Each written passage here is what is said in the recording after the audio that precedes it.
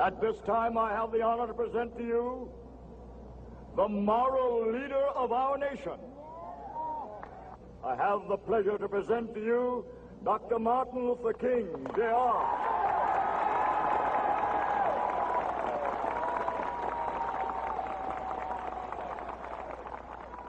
I am happy to join with you today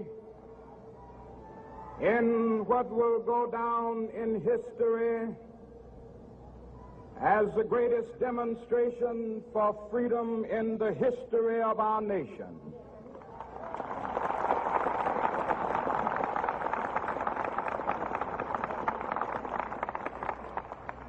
Five score years ago,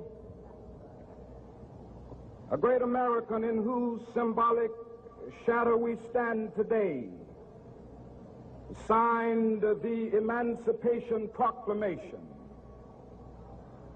This momentous decree came as a great beacon light of hope to millions of Negro slaves who had been seared in the flames of withering injustice.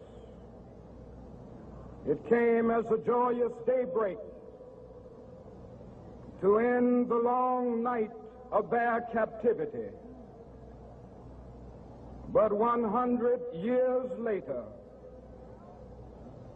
the Negro still is not free. 100 years later, the life of the Negro is still sadly crippled by the manacles of segregation and the chains of discrimination. 100 years later, the Negro lives on a lonely island of poverty in the midst of a vast ocean of material prosperity. 100 years later, the Negro is still languished in the corners of American society and finds himself in exile in his own land. And so we've come here today to dramatize a shameful condition. In a sense, we've come to our nation's capital to cash a check.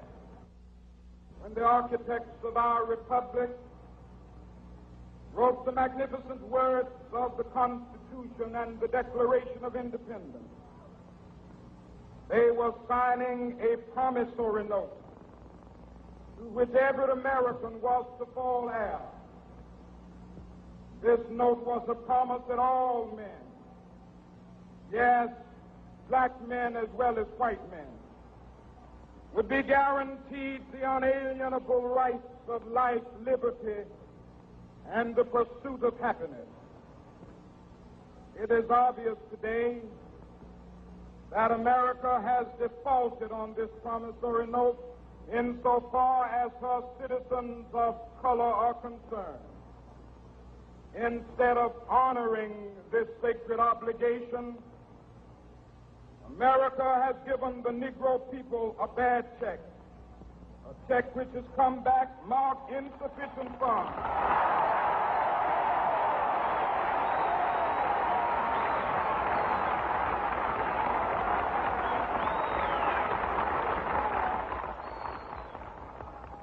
But we refuse to believe that the Bank of Justice is bankrupt.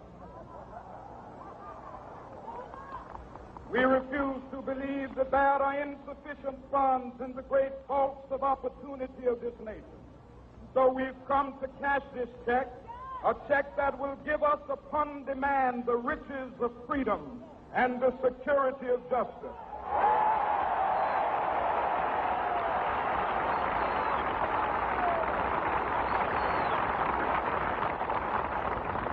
We have also come to this hallowed spot to remind America of the fierce urgency of now. This is no time to engage in the luxury of cooling off or to take the tranquilizing drug of gradualism.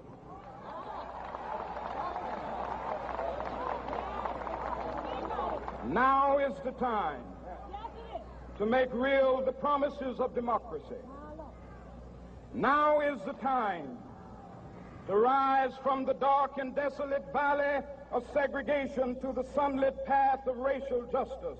Now is the time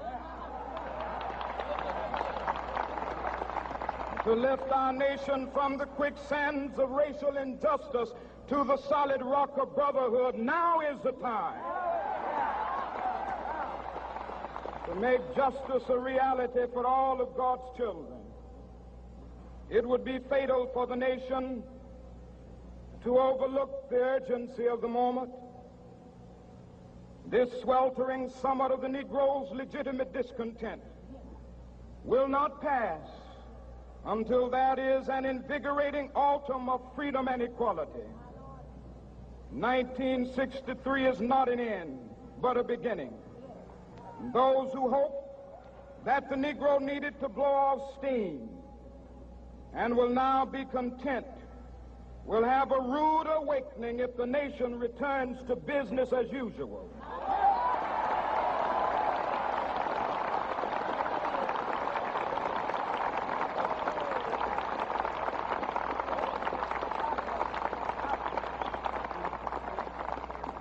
There will be neither rest nor tranquility in America until the Negro is granted his citizenship rights. The whirlwinds of revolt will continue to shake the foundations of our nation until the bright day of justice emerges. But that is something that I must say to my people who stand on the warm threshold which leads into the palace of justice. In the process of gaining our rightful place, we must not be guilty of wrongful deeds. Let us not seek to satisfy our thirst for freedom by drinking from the cup of bitterness and hatred.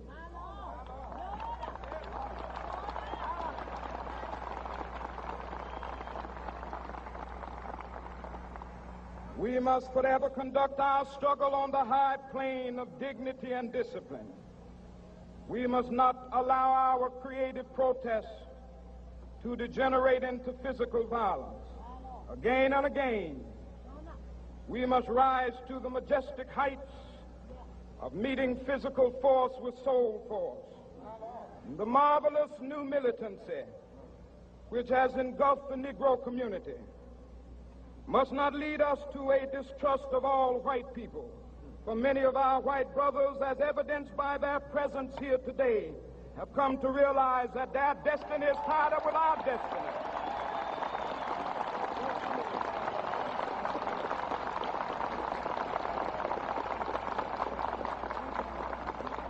And they have come to realize that their freedom is inextricably bound to our freedom.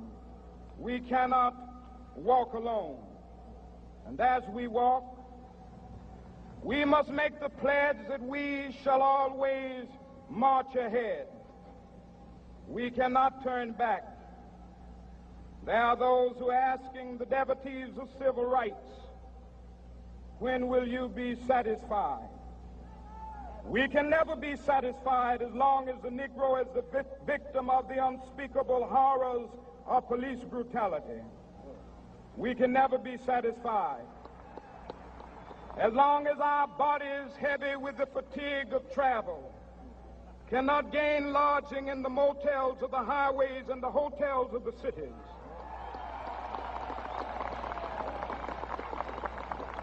We cannot be satisfied as long as the Negro's basic mobility is from a smaller ghetto to a larger one.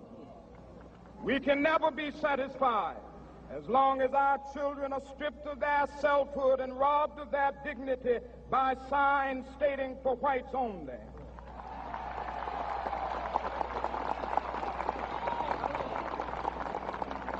We cannot be satisfied as long as a Negro in Mississippi cannot vote and a Negro in New York believes he has nothing for which to vote.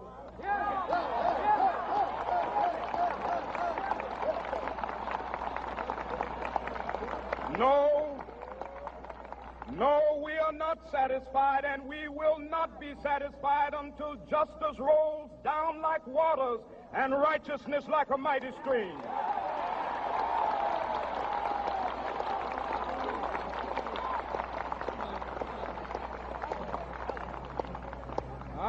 not unmindful that some of you have come here out of great trials and tribulations. Some of you have come fresh from narrow jail cells. Some of you have come from areas where your quest for freedom left you battered by the storms of persecution and staggered by the winds of police brutality. You have been the veterans of creative suffering. Continue to work with the faith that unearned suffering is redemptive. Go back to Mississippi. Go back to Alabama. Go back to South Carolina. Go back to Georgia. Go back to Louisiana. Go back to the slums and ghettos of our northern cities. Knowing that somehow this situation can and will be changed. Let us not wallow in the valley of despair. I say to you today, my friend,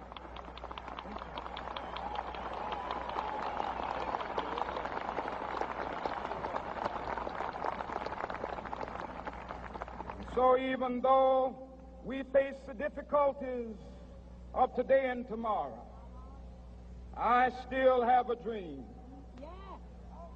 It is a dream deeply rooted in the American dream. I have a dream that one day this nation will rise up and live out the true meaning of its creed.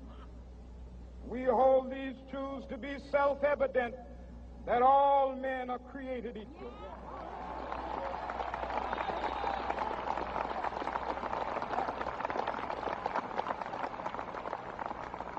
I have a dream that one day on the red hills of Georgia, the sons of former slaves and the sons of former slave owners will be able to sit down together at the table of brotherhood. I have a dream that one day, even the state of Mississippi, a state sweltering with the heat of injustice, sweltering with the heat of oppression, will be transformed into an oasis of freedom and justice. I have a dream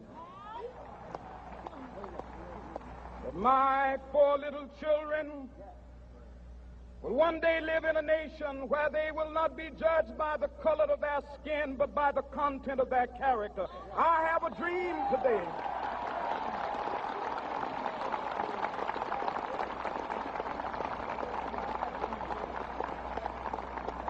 I have a dream that one day down in Alabama, with its vicious racists, with its governor having his lips dripping with the words of interposition and nullification, one day right there in Alabama, little black boys and black girls will be able to join hands with little white boys and white girls as sisters and brothers. I have a dream today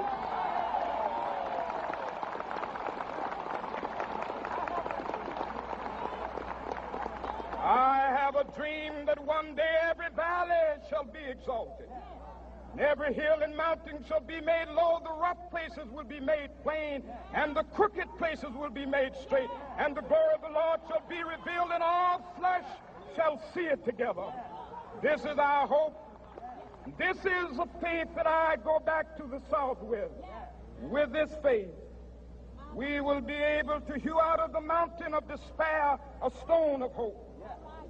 With this faith, we will be able to transform the jangling discords of our nation into a beautiful symphony of brotherhood. With this faith, we will be able to work together, to pray together, to struggle together, to go to jail together, to stand up for freedom together, knowing that we will be free one day. This will be the day. This will be the day when all of God's children will be able to sing with new meaning, "My country, tears of thee. Sweet land of liberty, of thee I sing. Land where my fathers died, land of the pilgrim's pride. From every mountainside, Let freedom ring. And if America is to be a great nation, this must become true. And so let freedom ring from the prodigious hilltops of New Hampshire. Let freedom ring from the mighty mountains of New York. Let freedom ring from the heightening Alleghenies of Pennsylvania. Let freedom ring from the snow-capped Rockies of Colorado. Let freedom ring from the curvaceous slopes of California. But not only that, let freedom ring from Stone Mountain of Georgia. Let freedom ring from Lookout Mountain of Tennessee. Let freedom ring from every hill and molehill of Mississippi, from every mountainside. Let freedom ring, and when this happens, and when we allow freedom ring, when we let it ring from every village and every hamlet, from every state and every city, we will be able to speed up that day when all of God's children, black men and white men, Jews and Gentiles, Protestants and Catholics, will be able to join hands and sing in the words of the old Negro spiritual, free at last, thank God Almighty, we are free at last.